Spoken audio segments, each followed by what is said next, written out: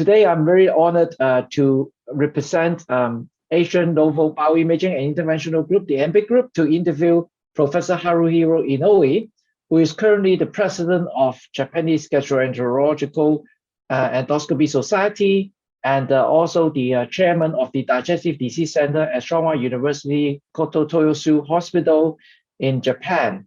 So, Professor Inoue, Haru, how are you?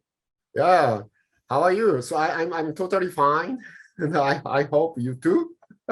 Thank you. So today I'm going to ask you about some of your professional development as well as your normal daily activity and your life.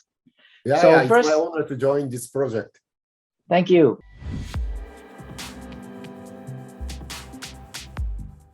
Firstly, may I ask you what is your childhood dream? Do you visualize to become a doctor? It's a long time ago, actually.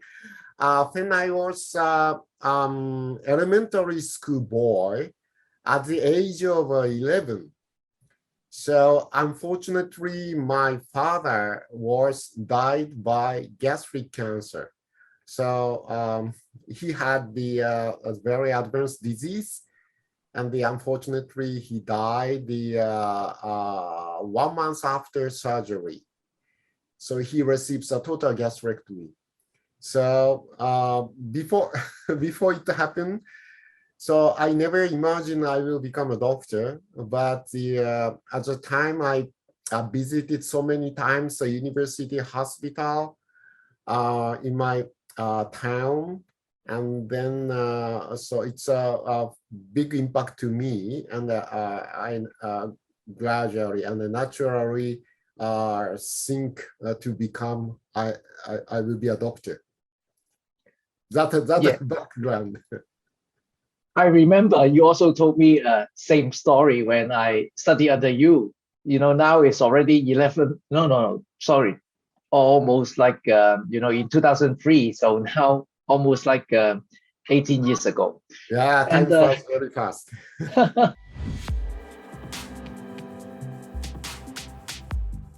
How do you find your interest in endoscopy then?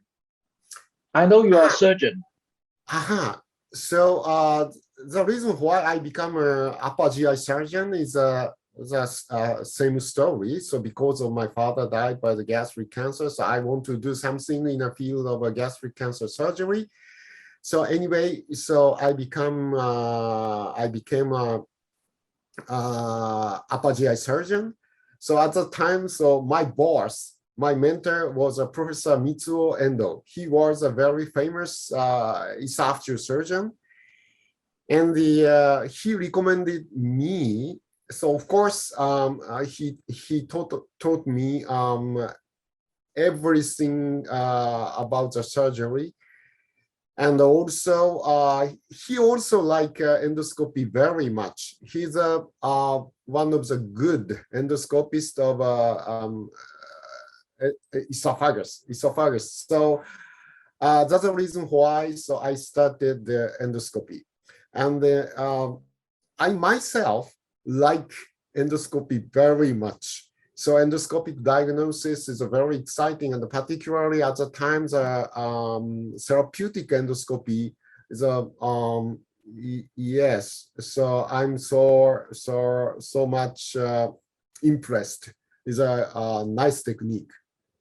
So at the time, so at the very beginning of endoscopic mucosal resection in Japan, so several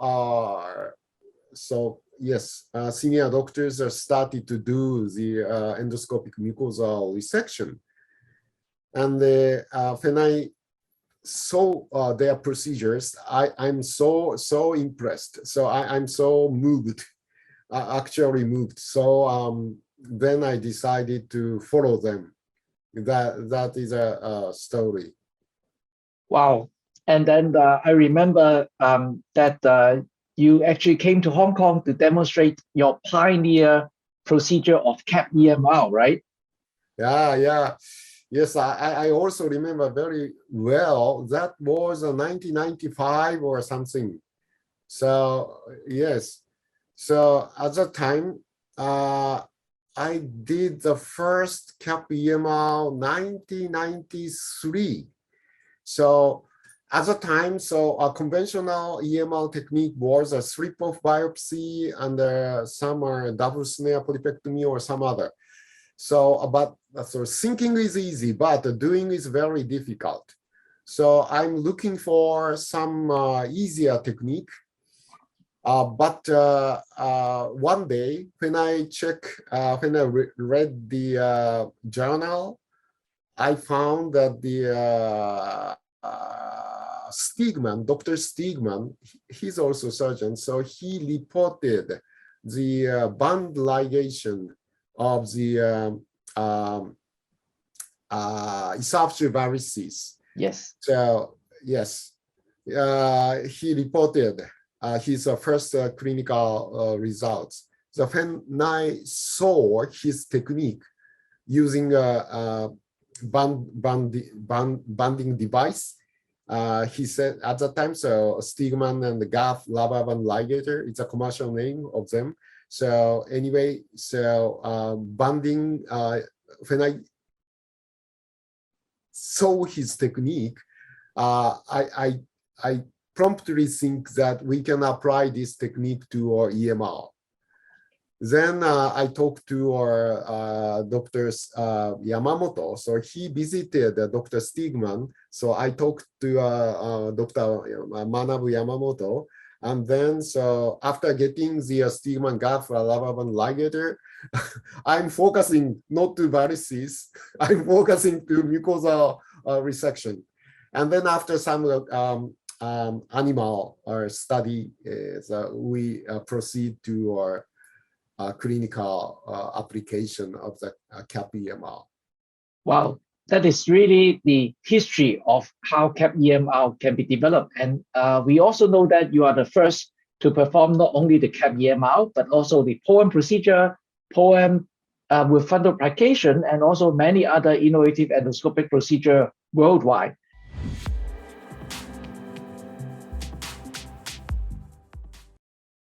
May I ask, how do you come with all this innovative idea? Not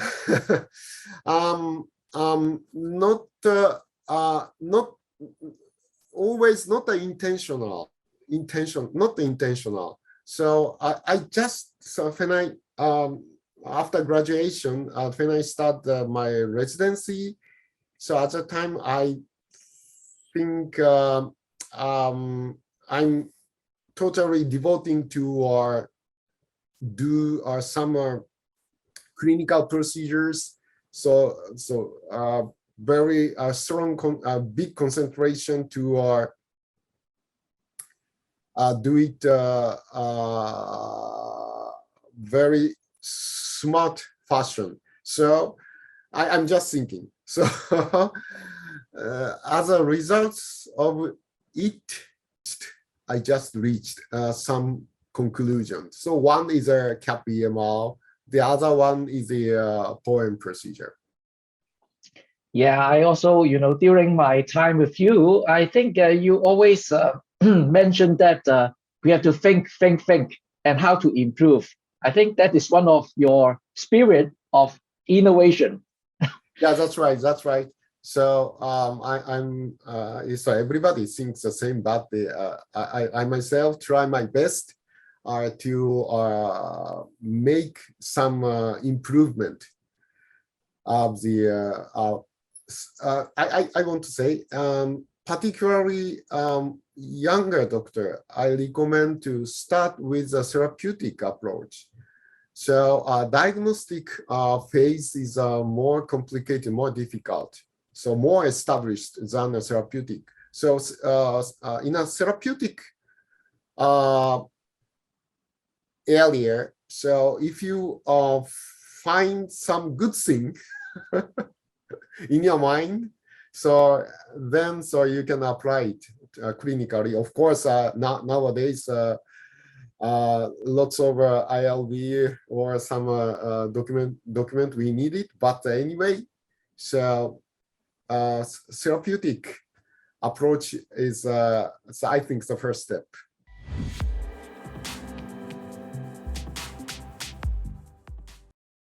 How about the challenge of pioneering this new procedure? What will be the biggest challenge? Yes, so that is another important point. When I first performed the POEM procedure, so my age was 50. I was a 50-year-old. So in order to perform the new surgery or new endoscopic, totally new endoscopic procedure, so of course we need to get the ILB approval, and the also discuss with the hospital boss. So I think so develop a new surgery or new procedure.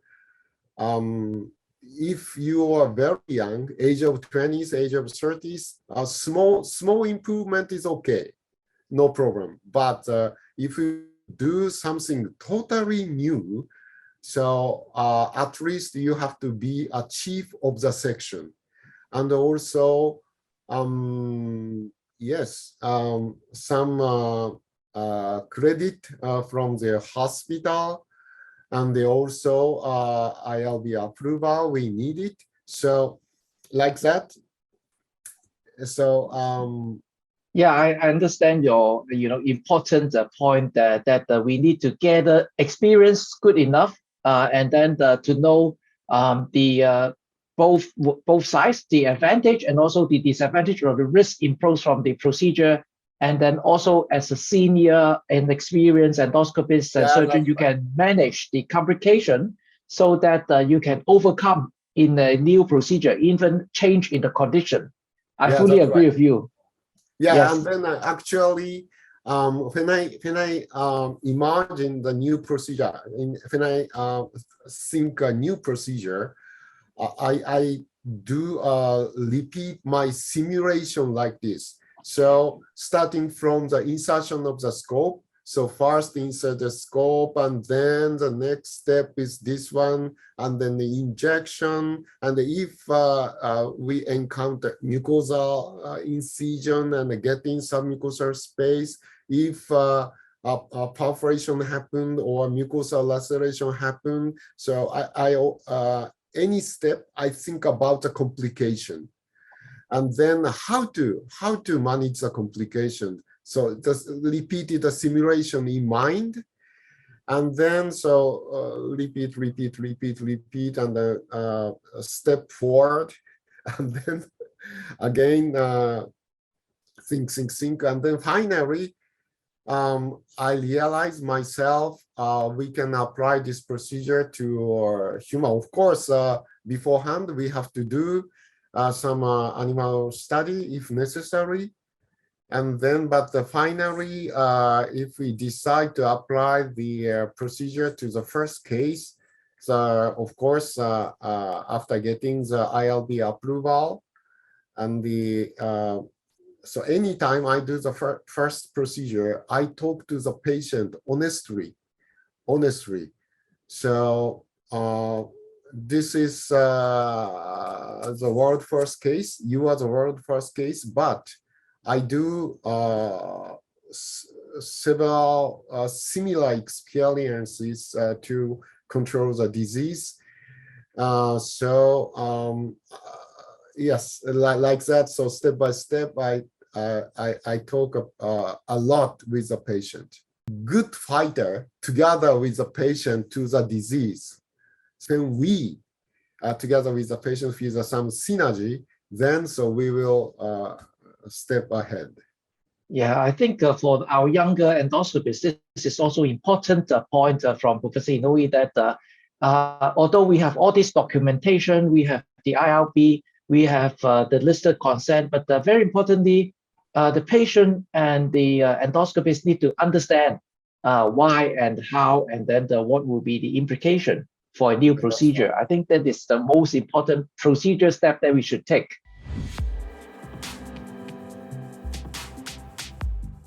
Can you tell us what was one of your most memorable procedure that you did? Any procedure, when I do the world first case, my knees are shaking. So there's lots of sweat. And the last few days before performing the world first procedure in human is I became nervous, of course. So anytime when I first perform a cap-EMR, when I perform the first time the POEM procedure or POF, fund application, it's big pressure. So yeah, in my point of view, not only the first case, when I do some clinical procedure to human, so I'm always be serious not to make even a small complication. We have to avoid it. So when I do it's the same to surgery and endoscopic procedure as well. So I myself concentrate a lot and never to make a mistake. So Yeah. I also feels in mind. I myself is like athlete, so Yes. fighting athlete. So concentrate a lot and then think a lot, make reach a good result. Yes, I think this is a very important spirit.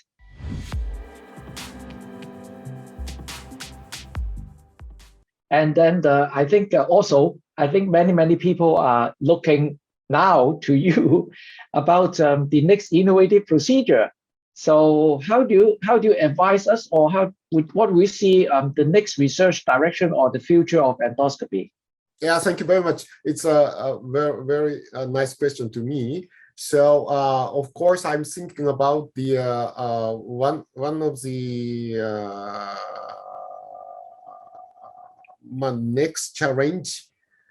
One field is full thickness resection. So full thickness resection, anybody can do it. But yes. most difficult is a safe closure, tight closure of the full thickness defect. That is a big issue. So so we have to solve it. So that is one challenge. Now we also have some. So Philip also have some idea, but I myself have several idea to be completed. And the another challenge is field of diagnosis. So far, most of the endoscopists concentrate to the diagnosis and treatment of the malignant disease. So, for example, gastric cancer, esophageal cancer, colon cancer, and hepatobiliary. So, any endoscopist, our first target is to control the malignant disease, and the of course, advanced disease, some palliative therapy. And the another direction is detecting the early stage disease and treat it ESD, EMR, or local resection. That is another direction. And the now I'm personally, my team also interested in the endoscopic diagnosis of a functional disease. So the reason why I care a lot of Karasia patient, and it was my lucky. So far I after introduction of a point procedure. So far, I care more than 2,000 achalasia patients.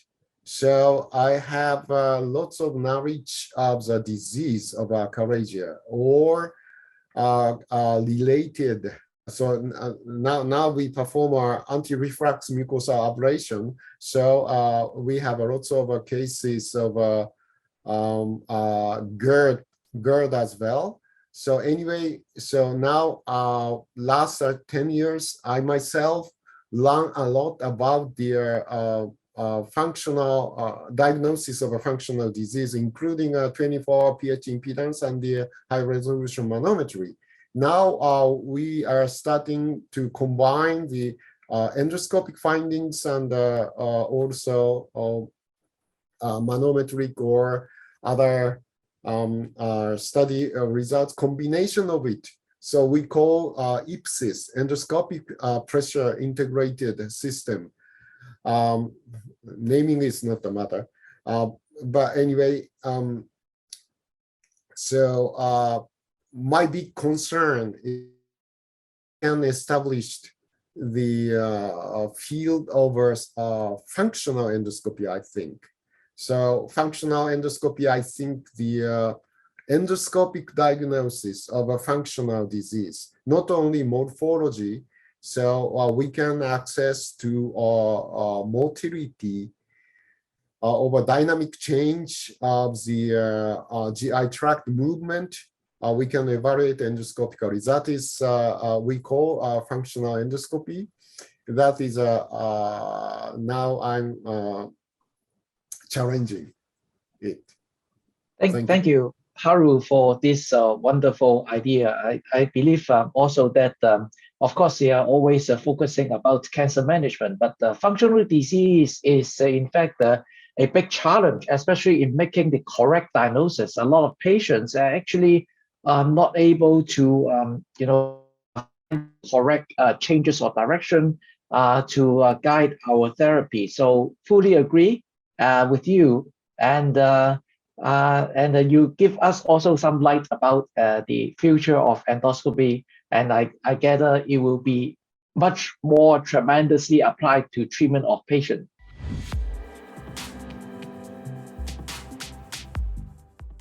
So maybe let me ask you a more softer question about you yourself. And so I remember when I was studying under you in the Yokohama, and one time you finished an operation very late, and then afterwards at 10 p.m. we went for dinner, and I think that time you tell me your favorite food is sushi. Is that the only single favorite food, or do you have any other food that you like? So I like Asian food. So what I mean is, as you mentioned, when I was particularly when I was in Yokohama. So at the time, so I was age of 40s and 50s. I was more energy. So our work finish at 10 p.m. or 11 p.m. or like that. And right after finishing our work, we are straightly going to the Korean barbecue restaurant. So almost every day. Then the problem is a Korean barbecue restaurant with a beer. So we can get lots of energy and refresh and the energy we can get it, but the problem is gain weight. So at the time I gained weight about 20 kilogram gain weight. So one day I decided, so stop going to Korean restaurant. Then I decided to go to sushi restaurant every day, so midnight. Then just switch the food from a Korean barbecue to sushi. I lost my weight 15 kilogram within 6 months.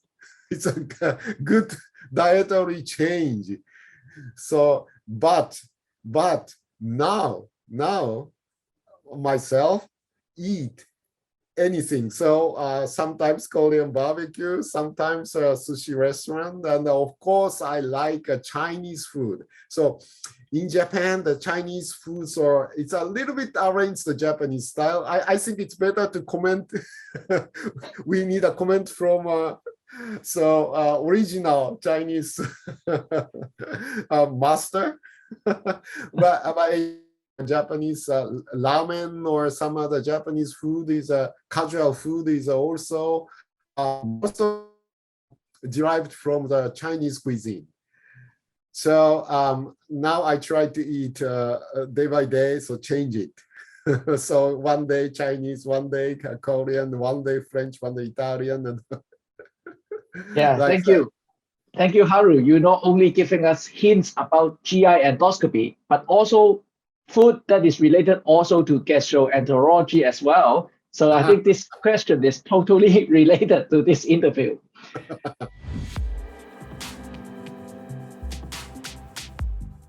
So, and then the second one I want to ask you is, do you have any hobby? Actually, I don't know whether you have free time, but what do you do during your free time? So when I was young, I did kendo. Kendo is it's a Japanese fencing. It's a traditional Japanese fencing. I was a young boy. I'm one of I got a championship, a second championship in a Kyushu Island. That is the South Island of Japan. When I was a junior high school student, so I got a title of the personal title. But that is my peak as an athlete. After that, my physical power going down. But anyway, now I enjoy sometimes golf, playing golf. I see. Wow. So it is pretty much also related to some instrument that you hold it by your hand. So it is also related, maybe some of these techniques transferred to your endoscopy.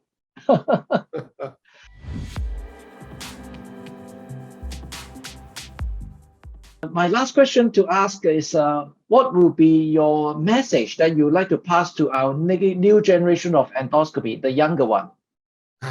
So I think, thank you very much. It's a very important part of this communication.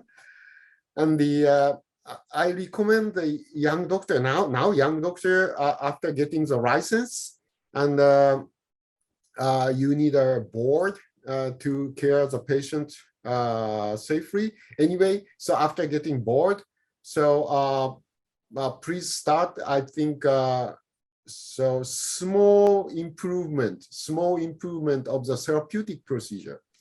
It's easy to do. Not a total change. So small improvement in a therapeutic. That is yes, one of the easy step to enjoy this great medicine. So anyway, so step by step, you have the knowledge, you have the lots of experience. Then you can, and then some small success. Then you have the more power to do the next. Then step by step, you can do a big thing.